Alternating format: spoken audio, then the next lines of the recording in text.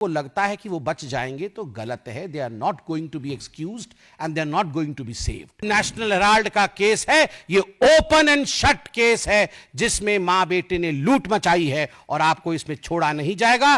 Proceeds of crime के साथ आप पकड़े जाएंगे और आप जेल के पीछे जाएंगे।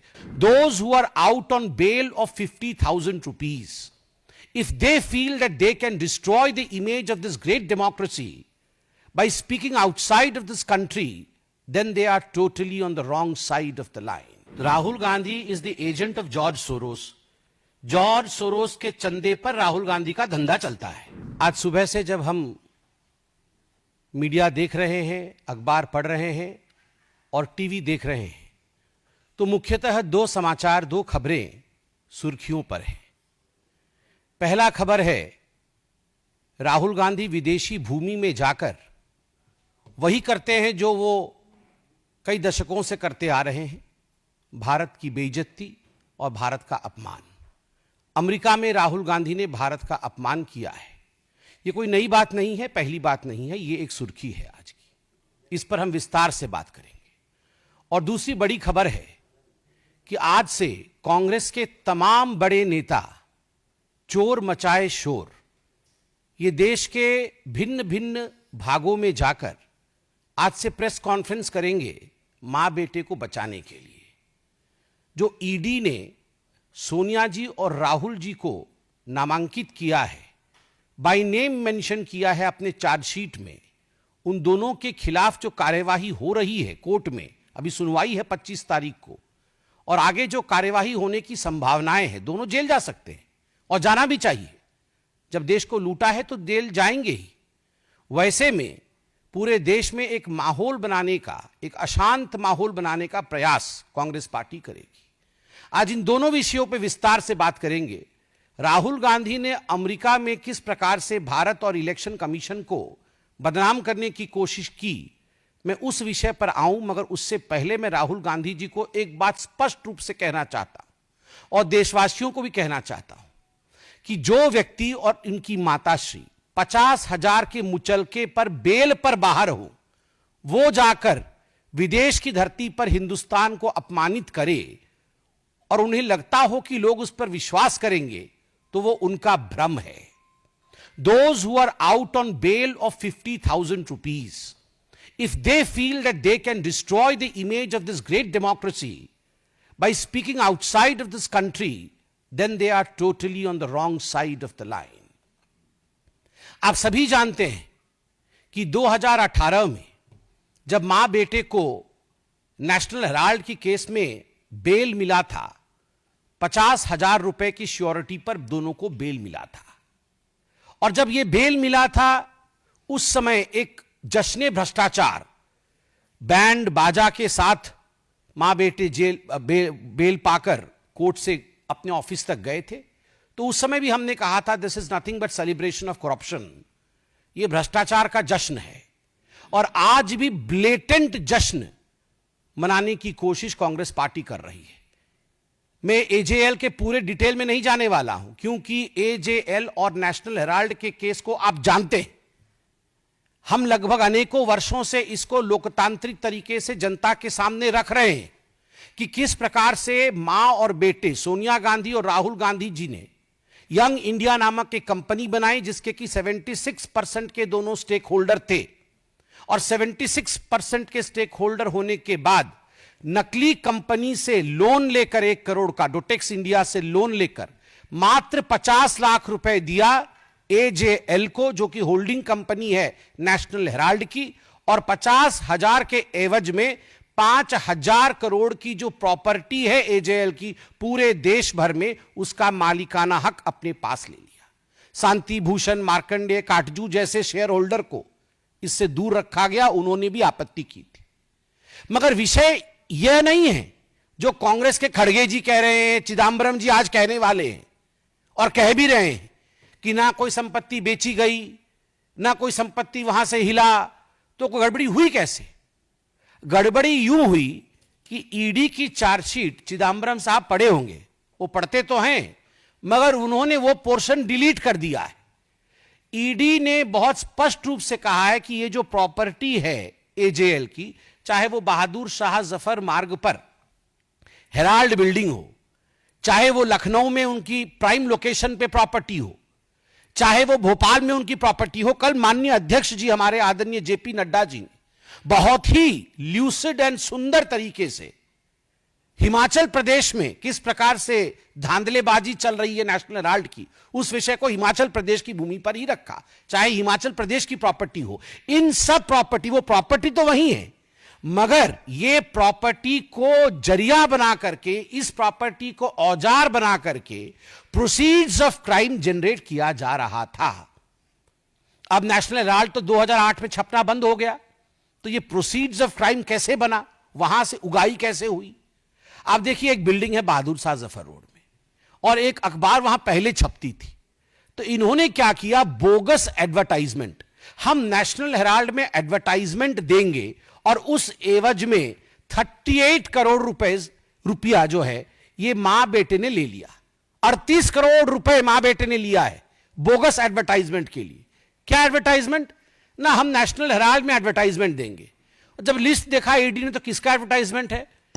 कोई गुड्डू सिंह है, कांग्रेस पार्टी का कोई छोटा सा नेता है, और उसने बोला है मेरे बेटे के जन्मदिन की बधाई मैं दूंगा उस पेपर में, और किसी ने बोला है मैं सोनिया जी के जन्मदिन की बधाई दूंगा, उसके लिए मैं 50 लाख रुपए देता हूं। अरे जब पेपर ही छप नहीं रहा है तो एडवर्टाइजमेंट कहां दोगे? तो ये जो बोगस एडवर्टाइजमेंट है उसके नाम पर 38 करोड़ रुपया लिया है। ठीक उसी प्रकार बोगस डोनेशन कि हम नेशनल हेराल्ड के लिए डोनेशन देना चाहते हैं और कई लोगों ने डोनेशन दिया, एक बहुत बड़ी लिस्ट बना करके 18 करोड़ रुपए डोनेशन का जनरेट किया, मगर जब डोनर लिस्ट देखा गया तो लिस्ट ही नहीं है। किसने दिया भैया ये डोनेशन? जब अखबार ही नहीं छप रहा है तो काहे का डोनेशन? तो 18 करोड़ रुपए बोगस डोनेशन आपने लिया है। और बोगस एडवांस रेंट, बिल्डिंग है नेशनल हेराल्ड की बहादुर शाह जफर मार्ग पे, सबसे बड़ी बिल्डिंग है, हम रेंट लेंगे इस बिल्डिंग में, कल से हम यहां पर कॉमर्शियल एक्टिविटी शुरू करेंगे, यह करके लगभग अनेकों कंपनियों ने 38 करोड़ रुपए डोनेट कर, मतलब एडवांस रेंट दे दिया कि हम अगले महीने से वहां अपना कॉमर्शियल गतिविधि आरंभ करेंगे। मगर किसी प्रकार का कॉमर्शियल गतिविधि वहां नहीं है। जब चेकिंग किया गया तो ये जो 18 करोड़ रुपए का बोगस डोनेशन है, ये जो एडवांस रेंट है 38 करोड़ रुपए का, और जो 29 करोड़ का बोगस एडवर्टाइजमेंट है, ये सारे पैसे कहां गए? कुल मिलाकर के ईडी कहती है ये प्रोसीड ऑफ क्राइम्स जो है ये 988 करोड़ का है। ये 988 करोड़ का बोगस डोनेशन आखिरकार मां बेटे के जेब में गया है। तो मां बेटे को लगता है कि वो बच जाएंगे, तो गलत है। They are not going to be excused and they are not going to be saved. The law is going to take over and catch them. कानून के हाथ लंबे होते हैं, ये हमने सुना है, और होते ही है, ये नहीं छूटने वाले हैं। और यही फ्रस्ट्रेशन है, राहुल गांधी जी का यही फ्रस्ट्रेशन है कि आज वो विदेश की भूमि में जाकर भारत और भारत के महान लोकतंत्र को अपमानित कर रहे हैं, उसे बदनाम कर रहे हैं। बॉस्टन के ब्राउन यूनिवर्सिटी में उनका कोई लेक्चर होना है, वो लगभग 3 दिन की ट्रिप में यूएस पहुंचे हैं। और विडंबना देखिए, जब यूएस के उपराष्ट्रपति भारत में हैं, उस समय यूएस की भूमि में जाकर भारत को अपमानित और भारत के लोकतंत्र के खिलाफ कहना, यह आदत ऐसी ही है कांग्रेस पार्टी की। आप याद करिए, जब कॉमनवेल्थ हो रहा था उस समय भी यूएस में जाकर, और उस समय भारत में ही भारत के खिलाफ राहुल गांधी और उनकी तमाम जो उनके नेतागण हैं वो कह रहे थे। राहुल जी अमेरिका में जाके इलेक्शन कमीशन को कॉम्प्रोमाइज्ड बताते हैं। वो कहते हैं कि महाराष्ट्र के चुनाव में जिस प्रकार का मतदान हुआ वो एक तरह से फर्जीवाड़ा था। महाराष्ट्र में भारतीय जनता पार्टी को और उनके अलाइज को जीतना नहीं था, और कहीं ना कहीं इलेक्शन कमीशन ने हमारे साथ समझौता किया। मैं राहुल जी से पूछना चाहता हूं, राहुल जी, झारखंड भी तो उसी समय चुनाव हुआ था, क्या आपने इलेक्शन कमीशन के साथ झारखंड में समझौता किया था? आप एक बार सोरेन जी से पूछिए, क्या उन्होंने समझौता किया था इलेक्शन कमीशन से? प्रियंका वाड्रा, उसी चुनाव में जो बाई इलेक्शन हुए थे, उसी समय उसी कालखंड में जो बाई इलेक्शन हुए थे, उस बाई इलेक्शन में वो जीत के सदन में आई, पैलेस्टाइन का बैग टांग करके।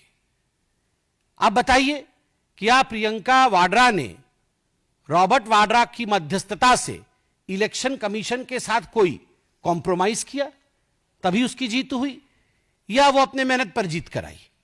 आप ये बताइए कि 240 सीट जब भारतीय जनता पार्टी को विगत लोकसभा 2024 के लोकसभा में जब हमें 240 सीट और आपको 99 सीट मिली, तो आपने पूरे देश में और सदन में भी डिंडोरा पीटा कि ये भारतीय जनता पार्टी की हार है और ये कांग्रेस पार्टी की जीत है।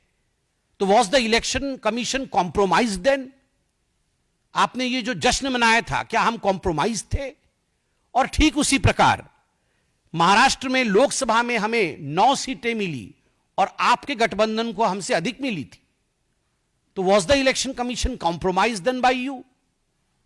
केवल इतना ही नहीं, आपने सामने बैठा करके सदन में अयोध्या सीट हम हार गए, इस प्रकार से आपने पूरा सेलिब्रेशन किया।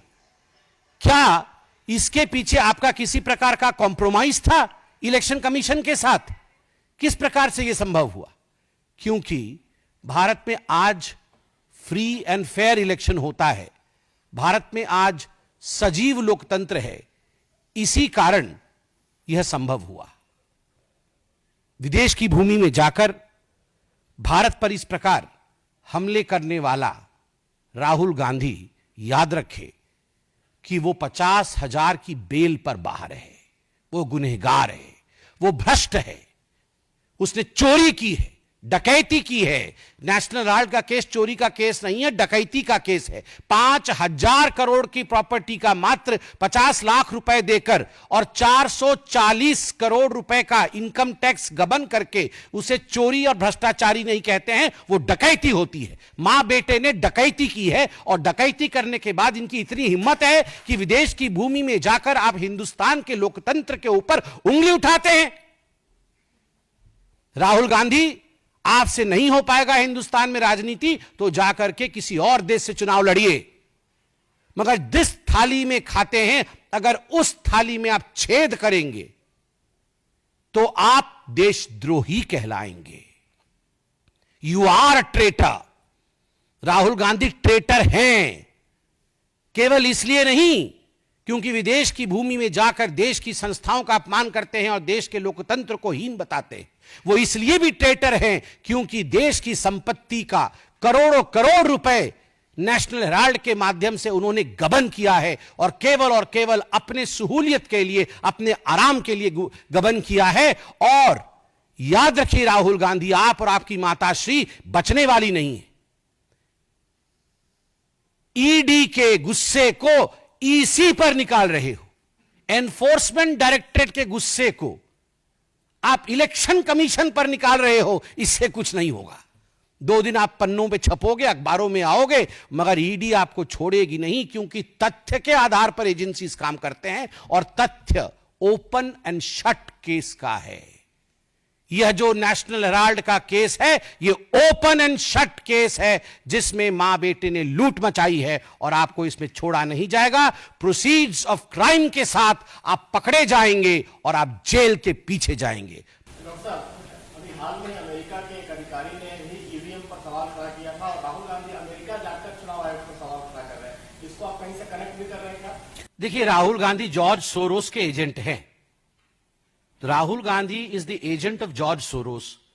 जॉर्ज सोरोस के चंदे पर राहुल गांधी का धंधा चलता है और जॉर्ज सोरोस ही बताता है इनको कि क्या करना है, कैसे कपड़े पहने हैं, कैसी एक्टिंग करनी है।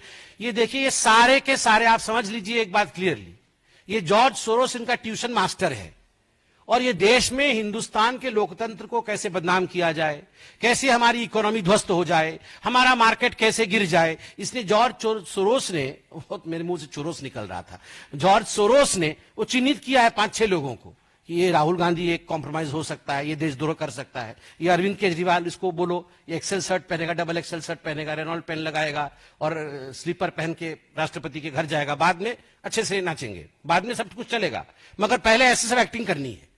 तो ये सब राहुल गांधी को भी ये टी शर्ट पहनना है, जींस पहनना है, युवा में घुसना है, ये सब सोरोस ने सिखाया है। जाके यूएस में इस प्रकार से भाषण देना है, इंडिया के विरोध में कहना है। मगर इंडिया की जनता बहुत बुद्धिमान है। अब जो जॉर्ज सोरोस की कंपनियां यहां नहीं चलने वाली है, अब बंद होगी राहुल गांधी की कंपनी भी।